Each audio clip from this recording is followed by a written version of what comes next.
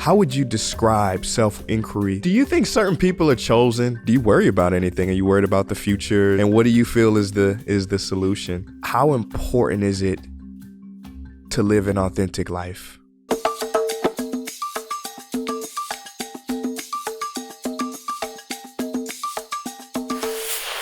You're my first, remote guest. Usually, we've got people in this sauna behind me. We're sweating it out. The last person I had in was a friend of yours, Jack Cornfield. Oh yeah. So I had Jack in there. He sends his love to you. Oh, thank you. You mentioned my plumage hair here. He said he had a nickname for you a long time ago as a hydrangea or something like that. Really? I didn't know that. Oh, okay. That's what maybe that was just his own. He said your hair was a beautiful flower. Yeah. Yeah. Well, Gangaji, I'm so happy, that I could speak with you. One question, I'm just curious, what are you excited about these days? I'm really excited to still be. I'm 80 years old now. I turned 80 this summer, so I really treasure life. I'm not excited about a lot of things politically and globally and things that are happening here in Ashland, the homeless issues. But under that, and penetrating everything I'm just really happy to be. And happy you are.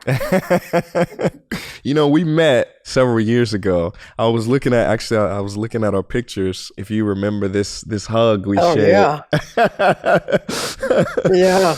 Still beautiful. Feel it. Yeah. And this is all three of us.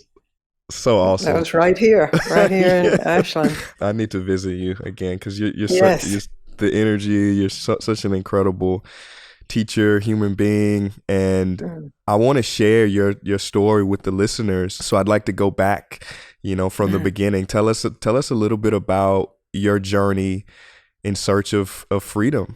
Well, really, initially, I was just searching for happiness because I felt myself to be miserable. I was young. I was 11 years old, and my family life was a mess, and I didn't feel like I had any friends. And I recognized, I think this is the key piece, that I was unhappy, and I wanted to be happy. And so I somehow made a resolution to do whatever was needed to get happy. And that meant be friendlier to people, speak their name when you say hello. I mean, there were techniques that you could learn. How to win friends and influence people, those tricks. Yeah, well, it works. People started smiling back, and I did get much happier. But of course, that was just the really, really top of the wave. That underneath that was suffering, and I wanted to be free of suffering. I couldn't have verbalized that then, but then 40 years later, I met Papaji because I was still suffering. I was still suffering. I had had great experiences and my life was good. I was in a good marriage. But underneath that, I was, afraid of some return or regression to a hell realm. And I knew that I was incomplete somehow. I prayed for a teacher, never having wanted a guru or a kind of permanent teacher. I had been with several teachers by then. I was living in the Bay Area, California, and it was great. And there were lots of teachers coming through, and I had gained a lot of good experience and knowledge from those, but I was praying for something deeper, something that would really show me what I just hadn't seen. As good as my life was, there was still an undercurrent of suffering and bondage to that suffering. So I met Papaji miraculously, and the first thing he said, he threw open his arms, he said, "Welcome, come in, what do you want?" And I said, "Freedom." I wouldn't have necessarily verbalized it that way, but that's what he drew out of me. And he said, "Good, you're in the right place. Just come in, sit down, don't do anything." So since I'd been trained to meditate by that time, I sat down and did nothing, which to me meant, I started watching my breath. I was dropping into a meditative state. And he said, no, that's fine, but that's not what I'm talking about. Stop that too. Wow. So yeah, wow. I felt a wave of terror go through me. And I really remembered that time when I was 11 years old and miserable. And I had a fear that I would regress back to that state, that miserable, unhappy state, if I didn't do something to keep me up or keep me free of negativity or however I was phrasing it. And I felt I would lose everything I'd gained. And I told him that. And he said, "That's right. You have to lose everything you've gained so then you can see what is always here and has always been here." Mm. I recognized him as my teacher, and so I did. I stopped. Mm. Now paint the image. So this was in India when you met Yeah, Papaji, and so yeah. you're walking through the door, and you said he's kind of got the open arms. What did Yeah. was it his house that you went It was into? his house. It was, a funky little house on a little lane. It was before he moved to the bigger place once satsangs got really large. And he lived there with his wife and his son and his son's wife and his two grandchildren, and a very small space, probably as big as this living room. But in India, it's like painted blue and yellow and absolutely clean. And they served us beautiful tea and sweets, and I loved his family. They were a part of it, serving him, Mm. serving us. Mm. And what made so you said you had other teachers, you had meditative teachers, maybe Vipassana as well. Did you get into? I did a little Vipassana at the end of my search, but it was primarily Tibetan Buddhist visualizations and prostrations and mantra. Okay, okay. And so what made Papaji and the pointings different from anything else you had heard? Well, it was different from anything else I'd heard. Later, I heard there was Dzogchen, which is a part of I guess it's Tibetan Buddhist sort of no mind, non dual teachings, but we never heard any of that. It was very dualistic. And that's fine. I didn't have any problem with that. I just had never heard what Papaji said, that everything is already here. Everything you're searching for is already here. No teacher had ever said that to me. It was all about what you need to do and how long it would take, and maybe lifetimes it would take, and how you had to persevere and work hard and you would fail. And it was negative. I can even understand that, because they certainly didn't want people to take it casually. But I think by the time people got to Papaji, most of the people I met anyway had been through different teachings and had succeeded and failed and succeeded and failed and succeeded, but the success was not enough, that there was still some yearning that really hadn't been addressed in all of the beautiful experiences that I had had and other people I spoke to there. And so he was like an oasis. He is an oasis of just welcome and drink here, and you are it. It is already the truth of who you are. And it was like, yes, but what do I have to do to get that, or to stay there, or to know that? And it's like, just stop, just be still. It's already here. The search, which is so beautiful when it appeared for me, in a sort of primitive form, a search for happiness, but then it became a search for God, or search for unity, or search for peace. It's really beautiful. And the practices that we do that are going toward that true aim are beautiful. But because of the nature of our minds, we start to own that, and it becomes part of the superego. And we move from inflation, that I got it, I'm enlightened, I'm free, I'm it, to deflation. I lost it, I'm miserable, I'll never be able to keep it, somebody save me. So that kind of dichotomy was what I was experiencing when I met Papaji, and he just said, stop. I actually felt from him, different from I had felt from any other teacher, the absurdity of trying to get what I absolutely want to be permanent. But if it's not already here, it won't be permanent. So, logically it made sense too. It was emotionally, it was terrifying to me. Mm. It's a leap. So the last guest I had on, as I mentioned, Jack Cornfield, and I asked Jack, I said, who are you? And he said, I don't know. That was the first thing. Then he went into consciousness. But I want to ask you that question. Who are you? Who are you? All of it. I don't know, and I know completely. The totality. Before, during, and after. Mm. We live in a world, I think of, it was a very material world, materialistic. But I think what you point at is something beyond the material. Many spiritual traditions and even therapies kind of focus on perfecting the person, making the person become or ego a better version. But you point to something else, a technique called self-inquiry that points to something beyond the person. How would you describe self-inquiry to someone who's never heard about it, or maybe even to a 3-year-old? How would you describe it? Well, really, I would say, especially you bring up a 3-year-old, it's the natural curiosity that we have before we learn in first grade or kindergarten, before we learn this is A and this is C and this is a man and this is a woman. This curiosity to learn. And the central aspect of that curiosity is, who am I? What is this? Where am I? You see a baby, looking around, and it's this beautiful intelligence.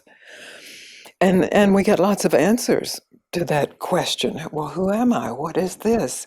You are this person, you're a boy, you're a girl, you're good, you're bad, you're our child, you belong to this country. I mean, as you know, it goes on, and it gets very subtle and esoteric too. The older we get more and more definitions.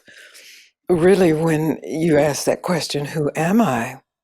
That is the question that we are still asking, usually, in our seeking.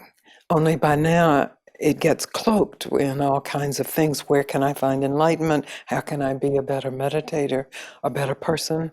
All legitimate questions, but really not the core question. And so in our society, we often fear the core question because it sounds selfish, for one thing. Who am I? Well, who cares who I am? There are a lot of problems around. But even in solving those problems, we're essentially seeking some kind of true identity. Self-inquiry is about really questioning identity and throwing the question back rather than receiving answers about who I am, a Buddhist or a good student, a black man, a white woman, whatever it may be, throwing it back into the core of experience. And Papaji would say, and this was really helpful for me, when you inquire, what is here, or who am I, or what is real, you have to look for what is always here. Because all the rest is mind generated, and it can be elaborately generated and beautifully generated or horrifically generated.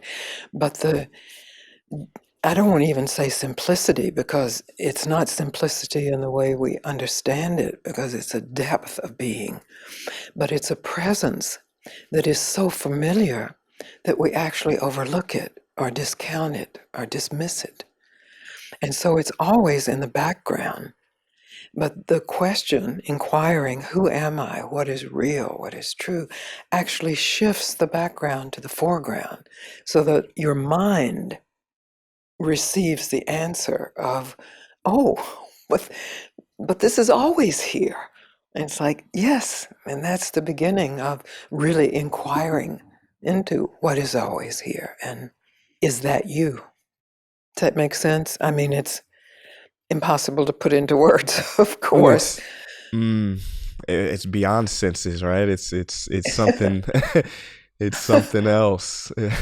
Can't really. Yeah, it's ineffable. It's incapable of being Mm. described in words. Yeah, you can't grab it. It won't be objectified. The minute you objectify it, I am me, that's an image, and a name, and we've been taught that, or we've seen that in a mirror, and we said that's me. So and that's subject to be broken or lost or changed.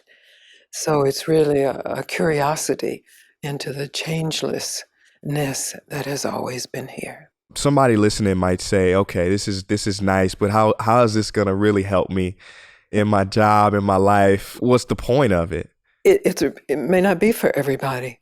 You mentioned ego strengthening, I think, and making the ego better, and I think that's a legitimate phase of inward work. It's like if you want to be happy, or you want to be successful, or you want to feed your family, or whatever it may be, that you want to support your self-image or your ego in being strong and being able to deal with setbacks, and like a baby learning to walk, has to fall a lot, and if it gets good encouragement, it gets up, and finally we are made to walk, and so we walk.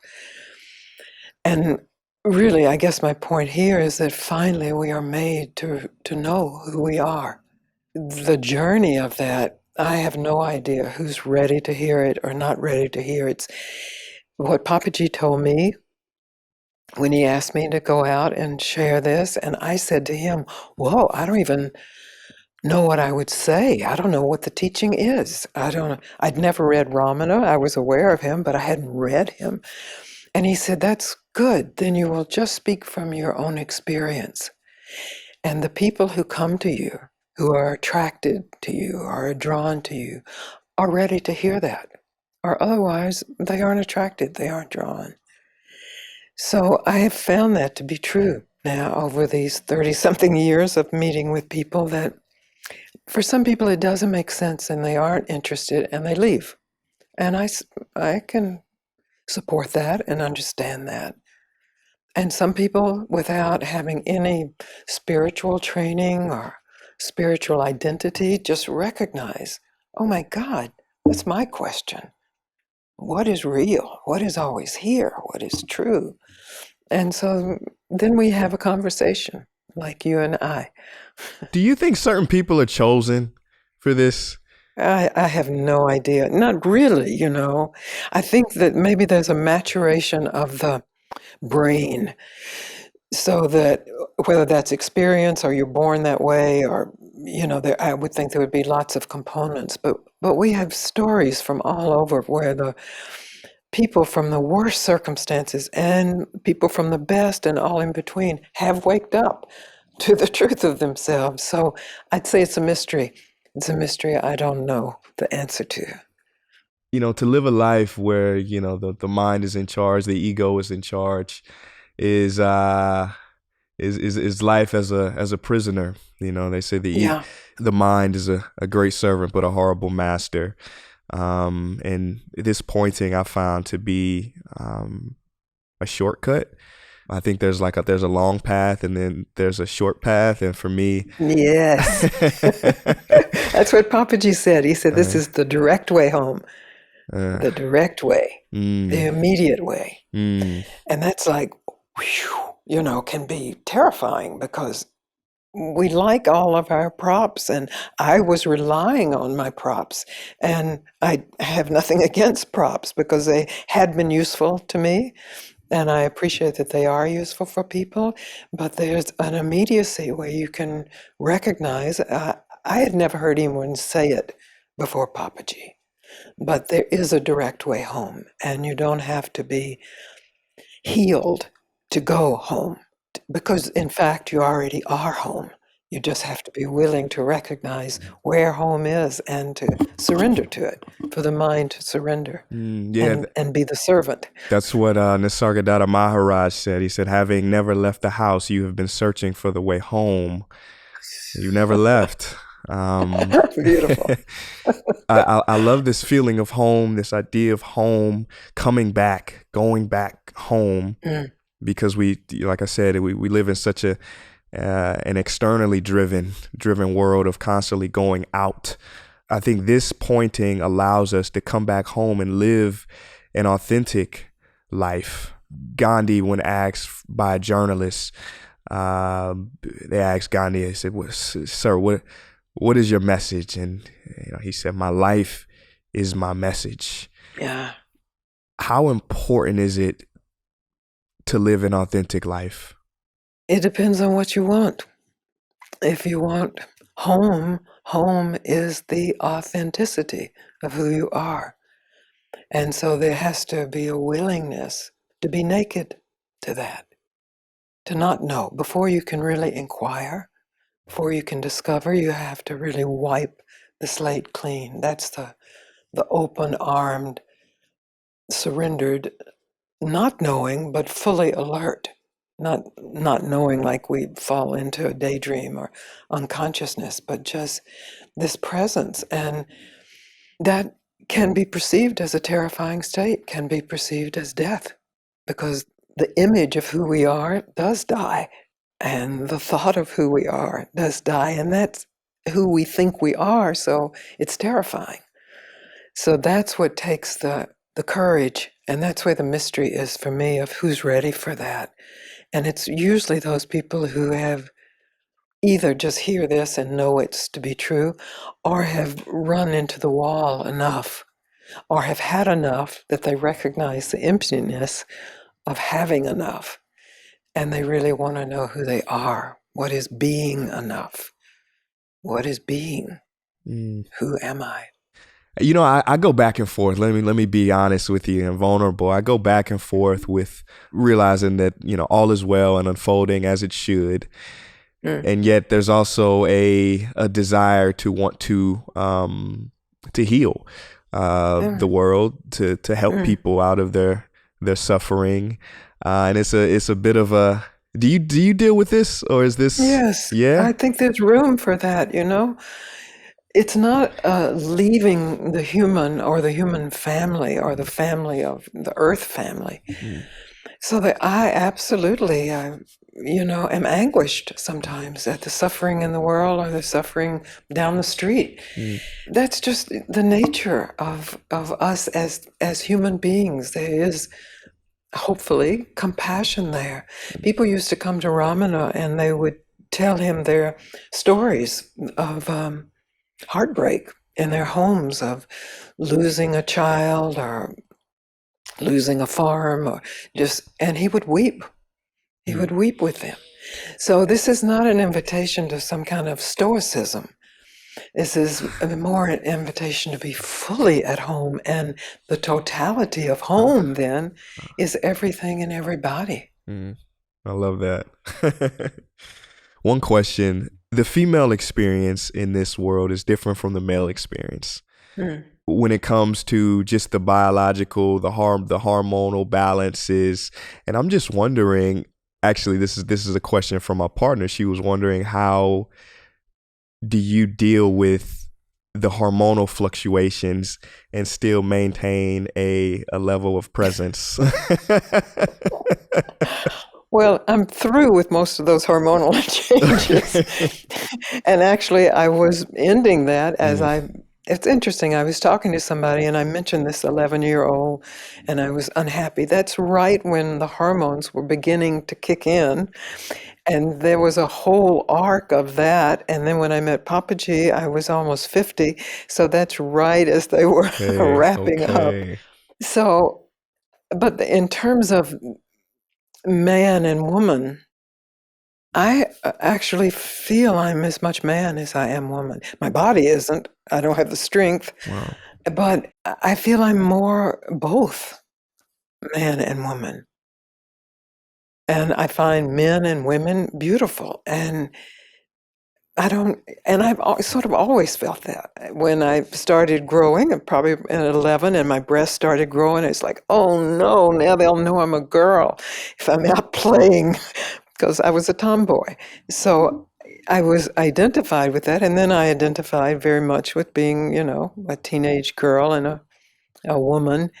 And those are all the identities. And that identity is very close because that's our biological identity. But there's something deeper than that that has is free of that. And then that has to be respected, though, because this body does, like disease or hormonal fluctuations Mm. or sickness, and then finally death. That's what the Mm. body is subject to. And Mm. so, like the suffering in the world, we can be compassionate Mm. and serve and tend those without identifying completely with Mm. them. Oof. Oof. Oh, I'm gonna just let that sink in. Tend and serve without being completely identified with them. That's beautiful. You actually are a better servant that way. Mm.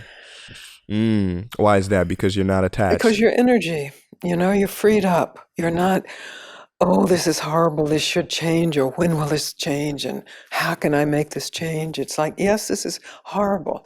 What can be done? There's a shift in the availability of your attention when you're not identified all the way. I mean, there's some identity. I mean, I know that I'm a woman. I know that Gangaji is a woman, and I like that sometimes, and I'm not thrilled with it at other times, but deeper than that, that's not my identity. That's like my essential cloak of being. But I am naked underneath that, and I am naked underneath man and naked underneath woman, naked under form, so that there's just this vibrant life experiencing itself in this way. I love that. And so you're saying the many movements that we have in our world today, i.e., like the feminist movement, could be more successful if there was no deep, rigid identification as female. I didn't say that. You said I said it. I said it that. with I a didn't with a say that. question mark I at the don't know end. that that's true. I'm Okay. just really speaking from my own Mm. experience and inviting anyone who's interested to try on that experience. I know that it takes identifying with yourself as a woman or as a black man or as a poor person or as a rich person. It takes that to actually see what is there Yeah. and to feel the life of that and to see where there is injustice and where there can be service. So I'm not anti-identification. Mm. It's more that there is something under identification. Okay. Both and. Yes, Yeah. good. That's what you said. Gangaji, one of my favorite stories and books from you is the diamond in your pocket. I wonder, would you be able to share that story with me? Because I think it's so beautiful. It's so powerful. And yeah, I'd love for you to tell that. There was a diamond merchant on a train once, and he knew that there were a lot of thieves on the train, so he was really worried about his diamond being stolen. He went on his trip. He thought he had it in a secure place, and then he got to his location, and he realized the diamond had been stolen. Mm. And it was gone. And how could this happen? His diamond had been stolen. And he saw this man go by who was a known thief. And he ran after him and he said, "You stole my diamond. Mm. Where is it? Give it to me." And the thief was so brilliant, so smart. And he said, "I didn't steal your diamond." He said, "Check me." And the man checked all of his pockets and every place he could have hidden it, and he didn't have it. And then the thief was shaking the man's hand, and as he shook his hand, he patted him and he walked off. And he walked off with the diamond.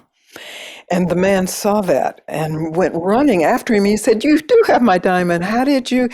Where did you hide that? How is it possible that I searched your pockets. I knew I didn't have it. Where was it?" And he said, "I had it and I hid it. I hid it in your own pocket because I knew that was the last place you would think to look." Mm. And Papaji used to tell this story in a much more straightforward and brilliant way as an example of the last place we look for the end of suffering is right here, where we are. It's so true, the last place we look is within us. That's right. And the thief, is the ego. And when the ego is finally subdued, it has to return the goods because it's made to be subdued. The ego is made to serve. the truth of oneself. It Wow. only gets sick when it starts to believe through our mind stream that it's real, that I am this woman, this is my name, these are my parents, and that's the final reality.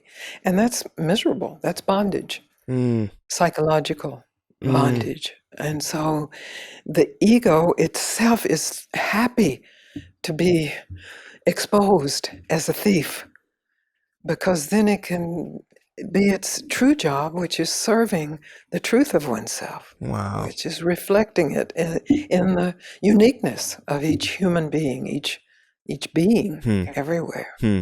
So there was a book called "The Ego is the Enemy." You respectfully disagree with that? I respectfully disagree with that. Yeah, it can be, but it needn't be. Mm, mm, awesome.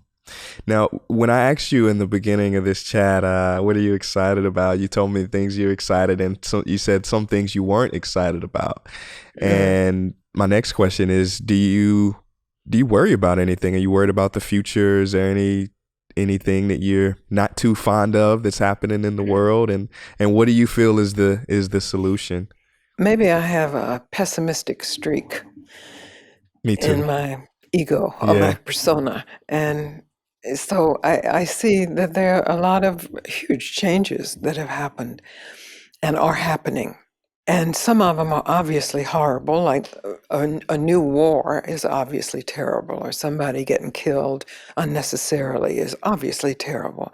Some of them we don't know, like Eli showed me this chat bot that is just Chat the GPT. AI. Yeah. It's like he asked it to make a haiku about Gangaji, No way. and it did. It was like, wow, I don't even get that. And I don't know if it's good or bad. I don't Mm, know if, so there's some things that are, just am in wonder at the possibility of both good and bad. And some of the old things, injustice and starvation and homelessness that have been with us as humans, and the human animal I worry about, because it seems to be a very aggressive animal that is very territorial and wow. will do anything Wow. to acquire more territory at the risk of the whole planet. Mm, wow. But I also see, that there is something so true and steadfast and filled with love in those who care, and they are everywhere. And so there's good news and bad news. And as a student of history, I tend toward thinking the bad news. I mean, as you know, because you're a student of history, you know that empires fall and people suffer, and then maybe the new empire is worse. And so there's a huge unknown in terms of the Leela, or the play of this human experience on this planet. So I wouldn't say that I'm a hopeful person, and I don't live in my pessimism, but I'm concerned. I would say that. Maybe not worrying, but I'm concerned. And I'm also happy that so many more people, more and more, are conscious of the necessity for concern and are asking how they can best serve a better world, a better place for their children, or a better place for their grandmothers. So I wouldn't quite call it hope, but I have a sense of possibility Yeah. Yeah, that I it's got you. not over yet. Mm. Yeah, yeah. We always seems like humans, we always try to beat the clock, so to Yeah, speak. But I think that's good. I think the work that you've done, the play that you've been graced with is the solution, because when we look at all the problems in the world, they all come from this thing, the mind. Mm, They're all mm. mind stuff. And so what you share is to lessen the attachment, or totally detach and find your true essence, which is not this mind. And so you don't have to be a slave to it. That's right. In fact, to discover that, you have to put down your shield and your spear. your club and your gun. You have to be willing to be open and exposed and surrendered to even ask a question: who am I? Or what is true? Or what is this life for? Mm, mm. I love you so much. I think this was a great primer for people. I ask every guest, play a game, and this game, it sounds like it's an absolute game, but you don't have to give absolute answers. You can just give your best answers. And funny enough, the game is called The Best. And so I'm going to ask you a few of what your bests are. What was the best advice you've ever been given?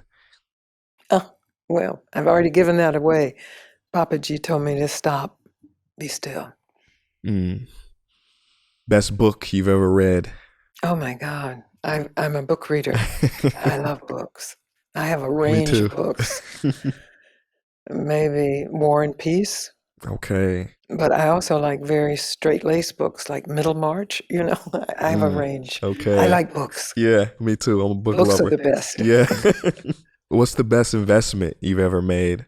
Oh, I think moving to San Francisco in the early 1970s. Best time in your life? Oh, truly, it's right now. Yeah, that's it. That's it. My final question, Gangaji, is I call it the magic wand question. If you could wave a magic wand at the earth, and tomorrow when you woke up in the morning, whatever wish that you would ask for through that magic wand was granted, what would that wish be? That all being be happy. Awesome. Thank you so much for your time here. Where can people, if they want to know more about you, or I know you have retreats and courses and stuff like that, where can people learn more? Well, the website, gangaji.org. That's where I go to find out where the next meeting is, next retreat, and their online programs. And I'm very happy that in this era we're able to connect with people like this, because I feel this is an intimate meeting, and yet we're miles away, but we could be on the other side of the earth and still be connected and really recognize that connection. And that's the possibility. Awesome. Gangaji.org. Okay, beautiful. Well, I hope to see you. I'm going to come down to Ashland and see you and Eli. I'd love to connect again. That would be great. Thank you so much for being here. You look amazing. You look beautiful. When I saw that you were and you told me you just turned 80, I was like, no, that's no, incorrect. Because your energy, the spirit, your aliveness is so youthful. Thank you. Lucky life. Awesome. Thank you, Gangaji. Thank you so much. Love you. Love you.